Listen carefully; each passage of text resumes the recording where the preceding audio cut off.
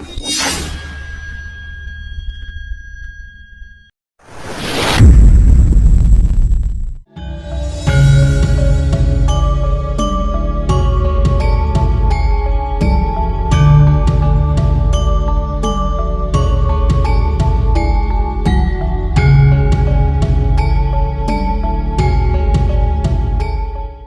hao, 我的名字 Anastasia Febriani Igustiasa Monpanyan Liora.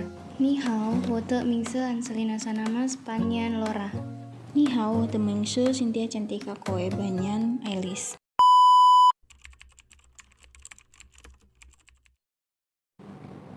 Kita sekelompok aja, mau nggak? Kan bebas kelompoknya. Boleh? Mau.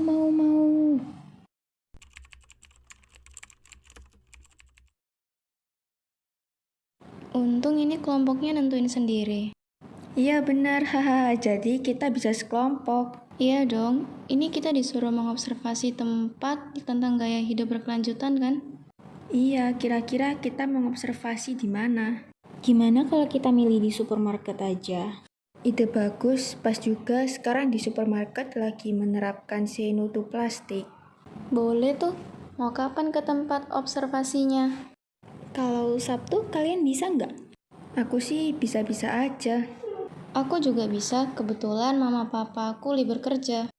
Oke, kalau gitu kita lanjut ngebahasnya hari Sabtu ya. Oke. Wah, sekarang di Surabaya supermarketnya udah bawa tas belanjaan sendiri ya. Iya, supermarket sekarang tuh ramah lingkungan, tapi di pasar tradisional masih ada yang menggunakan kantong plastik. Bener banget, supermarket sekarang tuh sudah mematuhi anjuran pemerintah untuk mengurangi pemakaian kantong plastik. Nah, berarti teks kita udah hampir selesai. Gimana kalau kita jalan ke kafe deket sini? Ayo sambil mengamati kebersihan lingkungan. Mumpung weekend kan, tugasnya juga hampir selesai. Tuh, ada kafe yang bagus buat nongkrong. Guys, tahu gak sih gaya hidup berkelanjutan yang ada di supermarket tadi? Jelasin dong, aku kurang paham nih. Jadi tuh dengan menggunakan tas belanjaan dapat mengurangi penumpukan sampah plastik. Sekarang aja banyak sampah-sampah yang bertumpukan. Bener yang dibilang Liora. Terus dari banyaknya sampah-sampah yang menumpuk juga bisa menyebabkan masalah sosial, yaitu menyebabkan banjir, tanah longsor, pencemaran air, dan masih banyak lagi. Nah, sampai tertumpuk juga bisa membuat sungai tercemar loh. Dan itu diakibatkan oleh perilaku manusia yang mencemari lingkungan. Maka dibutuhkan pendekatan ke lingkungan untuk masalah pencemaran ini. Jangan lupa, sampah juga berperan dalam memperburuk perubahan iklim yang mengakibatkan pemanasan global. Tumpukan sampah di udara terbuka mengeluarkan gas metana, salah satu gas yang bertanggung jawab atas pemanasan global. Dan orang-orang yang tempat tinggalnya di sekitar tempat pembuangan sampah bisa terkena penyakit loh. Oh, jadi itu yang menyebabkan banyak lalat dan nyamuk sehingga bisa terkena penyakit diare, malaria, dan demam berdarah itu kan? Yaps, betul sekali. Emang sampah yang berbahaya atau susah diolah itu apa sih? Kalau yang berbahaya itu semua sampah juga berbahaya, tapi yang paling susah diolah itu sampah plastik. Penguraian sampah plastik itu memakan waktu 200-500 tahun. Kalau tidak terurai dengan benar, bisa menghasilkan partikel kecil atau mikroplastik, senyawa kimia, dan logam berat yang lebih berbahaya dan beracun. Makanya itu diperlukan langkah-langkah untuk mengatasi dampak dari sampah plastik. Membuang sampah sembarangan dapat menyebabkan banjir, sehingga petani gagal panen. Jika berlangsung secara terus-menerus, kita bisa susah mendapatkan nasi dong. Bisa-bisa kita nggak makan. Nah, makanya itu kita harus bisa mengolah sampah dengan baik supaya nggak terjadi banjir dan para petani juga nggak gagal panen. Perhatiin deh, Indonesia penghasil sampah terbesar di dunia loh.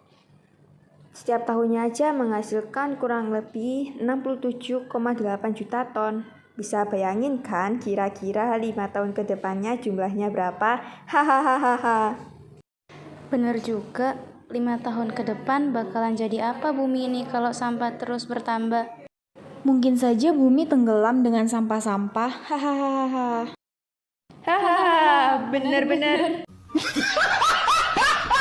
Guys, FYI, orang zaman purba nggak menghasilkan sampah selain apa yang mereka temukan di alam loh.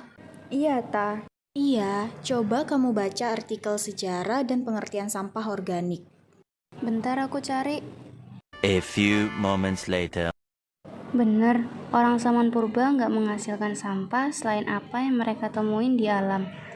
Alhasil, sampah yang timbul itu sampah dari sisa buah atau hewan buruan yang dikonsumsi. Nah, kan kayaknya masyarakat harus tahu upaya yang harus dilakukan deh. Harusnya orang-orang tahu cara mengambil keputusan yang baik untuk menjaga bumi sebelum bertindak. Betul, harusnya gitu. Tapi orang Indonesia bodo amat. Kebanyakan orang mengabaikan suara hatinya. Ya mau nggak mau dari RT yang mengadakan sosialisasi menjaga lingkungan. Contohnya tiap bulan dilakukan 2 kali gotong royong membersihkan lingkungan. Kita juga harus bisa mengamalkan nilai-nilai Pancasila dalam kehidupan sehari-hari. Contoh nilai-nilai Pancasila dalam kehidupan sehari-hari itu gimana sih? Contohnya itu seperti mencintai dan menjaga kelestarian lingkungan, gotong royong, musyawarah, dan lain-lain. Oh, berarti kalau kita mau bantu pengurangan sampah, kita bisa membuat pengumuman dengan tulisan besar, jadi orang bisa baca. Ide bagus, tulisannya gini, don't litter if you don't want to clean up. Nah, ini bisa jadi salah satu tindakan sederhana buat anak-anak milenial. Oh iya, kalian tahu gak ada aplikasi yang bisa tukar sampah plastik yang bisa jadi uang loh, tapi sampahnya dipilah dulu. Wah, apa tuh nama aplikasinya? Nama aplikasinya itu e-Recycle. Aplikasi ini miliknya PT Multi Inti Digital Lestari. Itu aplikasinya karya anak bangsa loh, kita harus mengapresiasinya. Setuju, kita harus mengapresiasikannya. Zaman sekarang kita bisa memanfaatkan teknologi untuk menyelamatkan lingkungan. Jadi tidak ada kata tidak bisa untuk melakukan sesuatu. Yaps. Iya guys, kalian tahu nggak sih, di Surabaya ada bus yang bayarnya pakai botol plastik. Aku pernah dengar sih temanku yang di Sidoarjo cerita. Katanya kalau kita naik bus itu kita nggak perlu bayar dengan uang. Cukup beli botol plastik yang sudah nggak digunakan untuk membayar bus tersebut. Aku pernah naik busnya, dan emang busnya seunik itu, sampai-sampai para penumpangnya nggak bayar menggunakan uang, melainkan menggunakan botol plastik. Kira-kira kenapa ya busnya dibayar menggunakan botol? Kayaknya sih itu salah satu upaya pengurangan sampah plastik deh.